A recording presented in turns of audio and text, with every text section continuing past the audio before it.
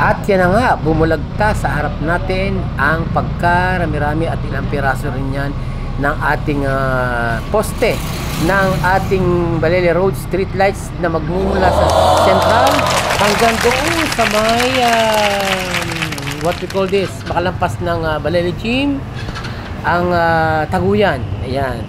So tingnan natin at sundan natin kung saan pupunta itong truck na ito na naglalaman ng mga ilang pirasong poles ng ating street lights.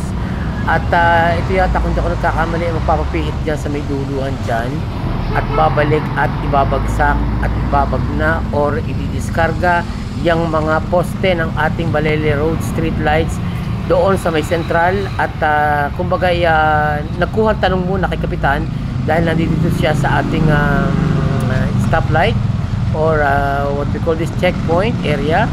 At yan na nga ang mga poste na bumabalik na ulit papunta sa Central, kung saan doon ibababa at pagsimula doon ay ilalagay na ng isa-isa sa mga pahukay na natin na mga paglalagyan ng ating Balele Road street lights poles. So ayan na nga, ayun, hindi na natin susundan yan. At ito nga si Kapitan at tingnan natin ng mga ilang mensahe pa. Go go go Kap! Street light karugtong ng mula sa may Central Pakaluran.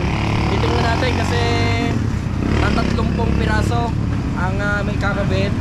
Magre-request na ulit tayo kay Mayor para makaabot pa dito. Titingnan natin kung hanggang saan naabot ito.